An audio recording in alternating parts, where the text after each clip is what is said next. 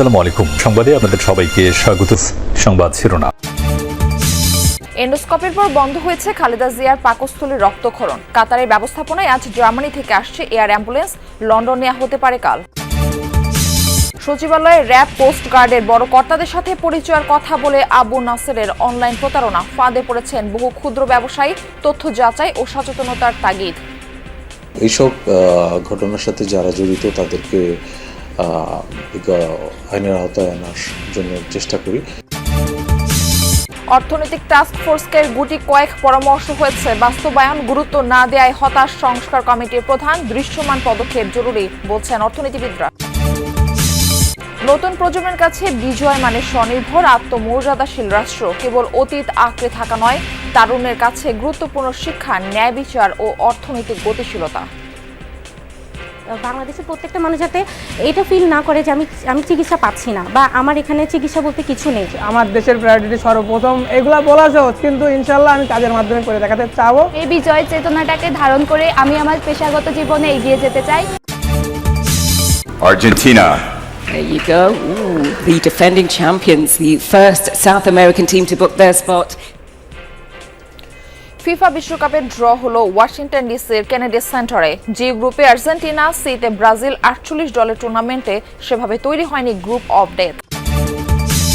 খালেদা জিয়ার এন্ডোস্কোপি সম্পন্ন হয়েছে। মেডিকেল বোর্ড জানিয়েছে এতে বন্ধ হয়েছে পাকস্থলীর রক্তক্ষরণ। শারীরিক অবস্থা ঠিক থাকলে রোববার লন্ডন নেওয়া হবে বিএনপি চেয়ারপারসনকে। কাতার সরকারের ব্যবস্থাপনায় আজ জার্মানি থেকে এয়ার অ্যাম্বুলেন্স আসার কথা রয়েছে। এদিকে শুক্রবার সকালে দেশে ফিরেই শাশুড়ি খালেদা জিয়াকে হাসপাতালে দেখতে যান তারেক রহমানের স্ত্রী ডাক্তার জুবাইদা রহমান। অংশ নেন মেডিকেল বোর্ডের বৈঠকে। শেখ হাসিনা সরকারের পতনের পর দ্বিতীয় দফায় দেশের মাটিতে বিএনপির ভারপ্রাপ্ত চেয়ারম্যানের স্ত্রী ডাক্তার জুবাইদা রহমান। দীর্ঘ ভ্রমণ ক্লান্তি থাকলেও এয়ারপোর্ট থেকে সরাসরি হাসপাতালে যাত্রা করেন জুবাইদা রহমান। কঠোর নিষেধাজ্ঞা থাকায় রাস্তায় ভিড় করেননি দলীয় নেতাকর্মীরা। এ সময় জুবাইদা রহমানের চোখে মুখে ছিল খালেদা জিয়ার জন্য উদ্বেগ, উৎকণ্ঠা। কারণ কথা ছিল দেশে নেমেই শাশুড়িকে নিয়ে ফের লন্ডনে যাত্রা করবেন তিনি। কিন্তু হঠাৎ খালেদা জিয়ার শারীরিক অবস্থার অবনতি হওয়ায় সব ভেস্তে যায়। 12:15 হাসপাতালে পৌঁছেই খালেদা জিয়ার কাছে যান তিনি। শয্যা পাশে কয়েক ঘন্টা অবস্থান করে অংশ নেন মেডিকেল বোর্ডের মিটিংয়ে। পরীক্ষা নিরীক্ষা করেন সব স্বাস্থ্যগত রিপোর্ট। বিকেলে আবার নিজের মায়ের সাথে দেখা করতে ধানমন্ডিও যান তিনি। এর আগে বিএনপি মহাসচিব জানান, বৃহস্পতিবার রাতে হঠাৎ অবনতি হয় খালেদা জিয়ার শারীরিক পরিস্থিতির। যান্ত্রিক ত্রুটি থাকায় বিকল্প এয়ার অ্যাম্বুলেন্স পাঠানোর সিদ্ধান্ত নিয়েছে কাতার সরকার। পরশু অর্থাৎ রোববার তাকে লন্ডনে নিয়ে যাওয়া সম্ভব হবে। তবে তিনি এখনও গুরুতর অসুস্থ, সেই কারণে তিনি ফ্লাই করতে পারবেন কিনা সেটা ডাক্তাররা নিশ্চিত করলেই তাকে ফ্লাই করে নিয়ে যাওয়া হবে অ্যাম্বুলেন্সে করে। এদিকে সকাল থেকেই বিএনপির নেতাকর্মী থেকে শুরু করে সাধারণ মানুষের আনাগোনা ছিল হাসপাতালের সামনে। এতদিন তাদের প্রিয় নেত্রীর চিকিৎসা নিয়ে উৎকণ্ঠা থাকলেও জুবাইদা রহমানের আগমনে তা কেটে গেছে বলেও জানান নেতাকর্মীরা। তার আশাতে ম্যাডামও তার সুস্থতা আরও বৃদ্ধি পাবে এবং দলীয় নেতাকর্মীদের মধ্যেও স্বস্তি ফিরে আসবে আরও দ্বিগুণ গুণে। তিনি কখনোই জনগণের ওপর কোনো অত্যাচার করে নাই। মানুষের প্রতি তার যে একটা ভালোবাসা, সেটা একদম লিগ্যালি। দেশপ্রেমিক আছেন, খুব ভালো লোক আছে, আমরা দোয়া করি আরও ভালো হোক। আগামীকাল বিকেলে এয়ার অ্যাম্বুলেন্স ঢাকায় আসার কথা রয়েছে।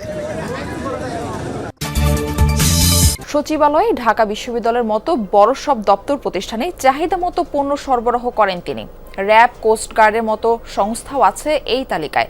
সব বড় কর্তা ব্যক্তির সাথে ভালো সখ্যতা, বিশ্বাসযোগ্যতা প্রমাণে সামাজিক যোগাযোগ মাধ্যমে এমন প্রচারের কমতি নেই এতটুকু।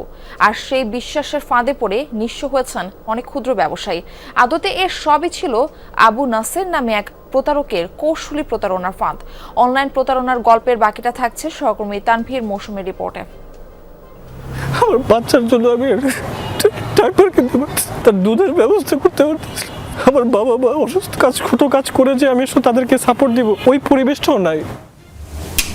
এভাবেই নিজের দুর্দশার ব্যাপারে যমুনা টিভিকে জানাচ্ছিলেন সর্বশান্ত তরুণ উদ্যোক্তা।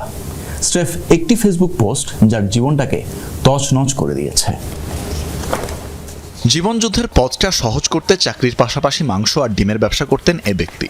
ভালোই চলছিল দিনকাল, কিন্তু সেই যুদ্ধটা আরো কঠিন করে দিল এক ব্যক্তির প্রতারণা। এ ব্যবসায়ী 2 দিনে মাংস ও ডিম সরবরাহ করেছেন প্রায় 7 লাখ টাকার, কিন্তু পাননি একটি টাকাও। যখন পথে বসার জোগাড়, তখন প্রতিকারের আশায় আইনি পদক্ষেপ নেন তিনি। প্রতারক আবু নাসেরের বিরুদ্ধে হয় মামলা, জারি হয় গ্রেফতারি পরোয়ানা। তবে ভুক্তভোগীর অভিযোগ, আইনি লড়াইয়ে কাঙ্ক্ষিত সহযোগিতা করেনি আইন শৃঙ্খলা বাহিনী। আমি আজকে যদি ওনাদেরকে ধরে নিয়ে আসলাম, দেখা গেল পরের দিন টাকা পয়সা দিয়ে তারা বের হয়ে গেল, এটা তো তার কোনো সমাধান হবে না। আমি তাকে বললাম যে আসলে ভাই, আপনিই তো বলছিলেন যে মামলাটা যদি আমি কোর্টের মাধ্যমে করি তাহলে আমি ওয়ারেন্ট ইস্যু যদি করতে পারি তাহলে আপনারা ধরে আনতে পারবেন, কিন্তু এখন তো কথাটা ঘুরে গেল। এই আবু নাসেরের প্রতারণার কৌশলটা অন্যদের চেয়ে খানিকটা ভিন্ন। সরাসরি সাক্ষাতের সুযোগ নেই, প্রতারণার কাজটা করে তার ম্যানেজাররা। ট্রেড লাইসেন্স ও ভ্যাট রেজিস্ট্রেশন সার্টিফিকেট সহ ব্যবসায়ীদের যেসব প্রয়োজনীয় কাগজপত্র দেখানো হয় তার সবকটি ভুয়া। একই অবস্থা ডকুমেন্টের QR কোডেরও। পিডি গ্রোসারি নামে একটা পেজ থেকে আমাদের সাথে একজন ব্যক্তি যোগাযোগ করেন, ওনার নাম হলো আবু নাসের। আমি তখন খুব আগ্রহ প্রকাশ করি, যেহেতু সরকারি প্রতিষ্ঠানে ওনারা সাপ্লাই দেন, ট্রেড লাইসেন্সটাই জাস্ট ফার্স্টে দেখি অথেন্টিক হয়তো, তাহলে ওনাকে প্রোডাক্টটা দেওয়া যায়। আমি আর ওনার অফিসটা ভিজিট করিনি। প্রতারণার এমন অভিযোগের পর অভিযুক্তকে খোঁজার চেষ্টা করি আমরা। বেশ কয়েকবারের চেষ্টায় ফোনে পাওয়া যায় তাকে, তবে এসবের দায় দিলেন ম্যানেজারের ঘাড়ে। যে ছেলেটা আমার এই মালগুলো নিচ্ছে, সে আমি নিজে তার বিরুদ্ধে মামলা করছি। সে তার সাথে মালামালগুলো নিয়ে নিজের ইচ্ছা মাফিক ভাবে সব সেল করে ফেলছে, নিজের মতো করে সবকিছু নিয়ে লাফাত্তা হয়ে গেছে। ওর মতো আমার আরো 2-3টা ম্যানেজার ছিল ঢাকা শহরে, 2-3 জনে আমার সাথে এরকম করছে, বিনিময়ে আমি ফেসে গেছি। এবার অভিযুক্ত ম্যানেজারের সাথে কথা হলে তিনি পুরো দোষ চাপালেন আবু নাসেরের উপর।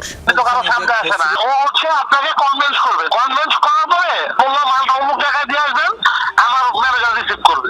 কারণ যে আমি গিয়ে রিসিভ করলাম, রিসিভ করার পরে আমার কাছে আরেকজন পাঠাবে যে যাও তুমি মালটা ডেলিভারি দিয়ে আসো। ও আইসা মাল কই যাবে না দেবে, ও আইসা ডেলিভারি দেয়। এত গেল সব হারানো একজনের গল্প। এমন করুণ গল্পের আরও একাধিক চরিত্রের সন্ধান মেলে, যাদের কাউকে সচিবালয়ের ক্যান্টিন, কাউকে র‍্যাব 4 ও র‍্যাব 10-এ সরবরাহের কথা বলে হাতিয়ে নেওয়া হয়েছে লাখ লাখ টাকার খাসির মাংস ও ডিম। ব্যবসায়ীরা অভিযোগ করেন আবু নাসের ও সহযোগীরা সংঘবদ্ধভাবে প্রতারণার কাজটি করে আসছে দীর্ঘদিন ধরে। র‍্যাব 4-এর কথা বলছে, র‍্যাব 10-এর কথা বলছে, এই জন্য আমরা বিশ্বাস করছিলাম। সে আবার আমাকে সচিবালয় সব ঘুরে ঘুরে দেখাইলো, এমনভাবে দেখাইতেছে যে রিয়েলি মনে হচ্ছে যে সচিবালয় সে আসলে ভালো একটা বিজনেসম্যান। মার্কেট প্রাইস আছে 10 টাকা, সে আমার কাছ থেকে বাকিতে 12 টাকা কিনবে, এবং এই প্রোডাক্টটা সে আবার মার্কেট প্রাইস 10 টাকা, সে 8 টাকায় নগদে বিক্রি করে। শুধু খাদ্যপণ্য নয়, ইট বালিও ছাড় পায়নি নাসেরের প্রতারণা থেকে। তেমনই একজন কামরুজ্জামান, তিনি জানান এক গ্রাহককে বালু সরবরাহের নৌযান ভাড়া দেওয়ার দায়িত্ব নেন আবু নাসের।